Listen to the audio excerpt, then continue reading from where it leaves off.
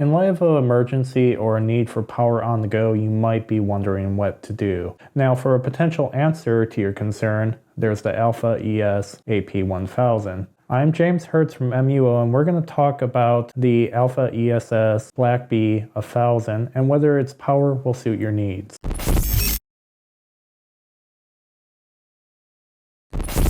Now let's start by talking about AlphaESS's design for the AP1000, or the appropriately model name BlackBee 1000. Now it does have a matte black finish, and you also have that black and yellow color scheme going on throughout it, which appropriately fits the model name. Now on both sides you do have a decorative display of the logos, and at the back there are two LED lights.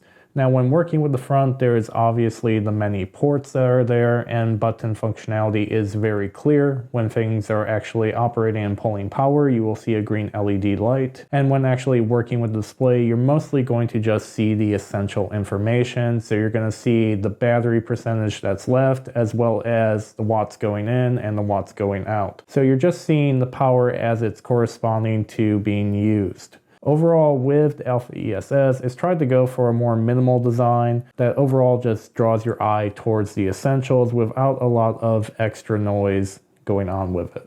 Now, in terms of ports for this portable power station, there are 310 volt AC outputs, as well as a 12 volt car port with the nearby two DC 5.525 ports. And then when you're actually looking at the USB ports, there is a standard USB-C port as well as a PD USB-C power port with two standard USB-A ports below it.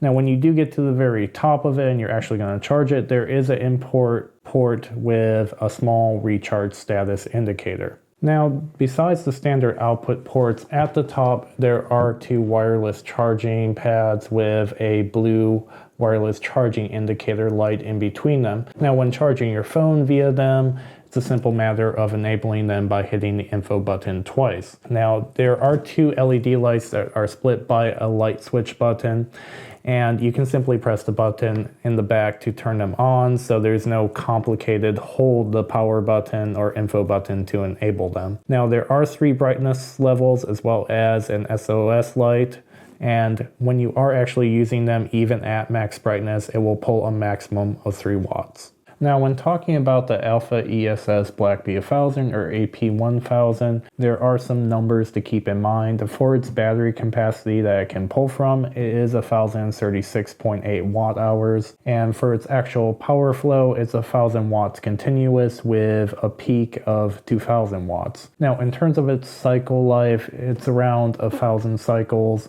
and in terms of sizing, it's 13.5 by 10.5 by 10 inches, and it only weighs around 25 pounds. Now, in terms of other things to keep in mind regarding it, it does have a power saving mode, so if you are attempting to run something continuously overnight, it will shut down after 12 hours if pulling less than 10 watts. And in terms of keeping it charged up and going through those cycles, it does come with different cables. You have a USB-C to USB-C cable, as well as an AC adapter with a power cable, a car charger cable, and then if you are going to be using the USB-C cable to charge it, you will be needing a separate USB-C adapter. Now, with a power station, once you do have an understanding of some of the technical specifications, you want to keep in mind how portable it is for your needs. Now, as previously mentioned, the BlackBee 1000 does weigh 25 pounds approximately, so there is some degree of heftiness to it when taking it from place to place. It's fine over short distances, but if you're going to attempt to hike with it or do something longer, you're probably going to find it a bit more tiresome.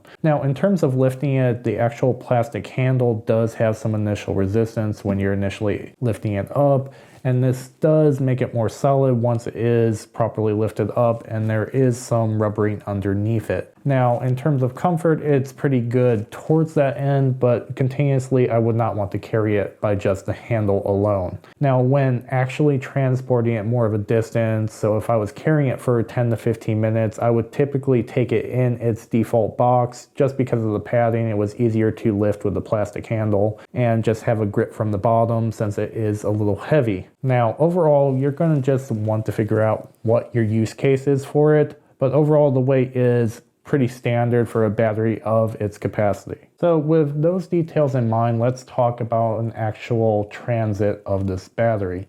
Now, taking it outside, I really had no issue. If I was laying on something like a blanket or just placing it flat on the ground, there is some rubbering on the bottom of the battery that's good to keep it elevated from the ground, and it's pretty easy to clean off if you're taking it outside. Now, if you are transporting it over a longer distance, I do suggest putting it in its original box. I had no issue putting it behind like my car seat or in the trunk when packed as such. Now, if you are taking it to something to power your electrical needs, like an outdoor show, or if you're selling somewhere and you want to power your display, it's completely capable of doing that as well. It's fine to lay solidly on the ground, or you can place on something like a dolly relatively easily.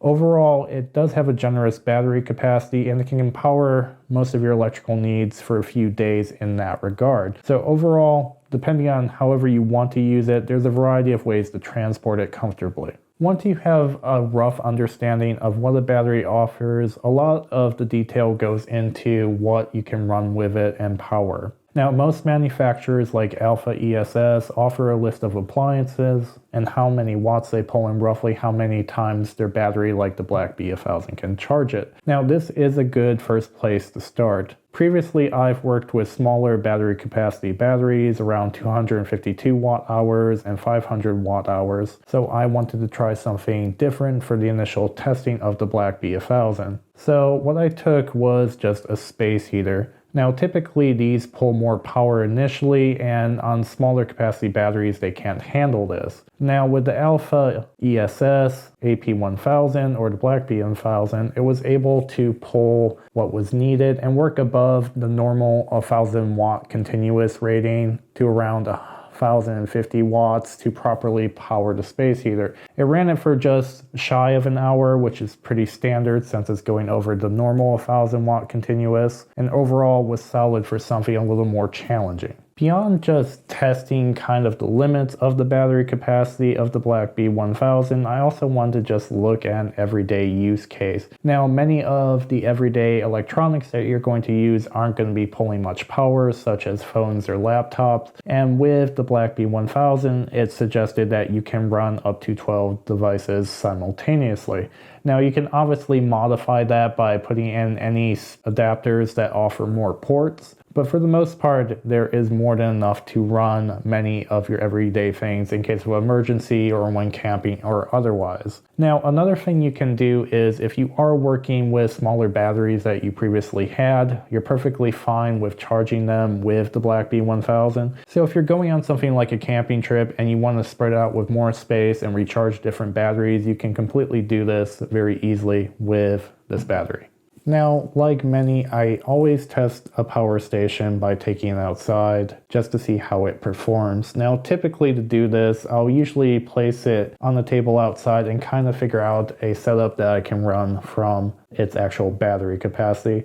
So taking things like lights, charging a drone, running a laptop and playing music, or even taking like a fridge just to keep some drinks cool during it. These are all things you can do when taking advantage of the many ports of something like the BlackBee 1000. Also, if you're working with something like warmer weather, it does have a good operating temperature range, so you don't have to worry about too much heat bothering it. Overall, for general outside usage without going into any temperature extremes, the BlackBee 1000 is again very inviting in that sense. Now, another situation that you're going to want to consider with a lot of power pull as well as a possible emergency use case is cooking. Now, when using a portable power station for cooking, you're working under the impression that generating enough heat to cook an item is going to take more power. Now, you'll see things like kettles suggested or things like rice cookers pretty standardly, but I wanted to try some slightly different items that were about at both ends of the scale. So I was using just a simple waffle maker as well as an induction stovetop. Now, in both cases, the AlphaESS BlackBee 1000 was able to handle the initial pull and operate as needed when cooking both items over different amounts of time. Now, if you're considering shelf-stable goods in an emergency and how much power you'll need to cook them, you may begin to see the value of something like a portable power station.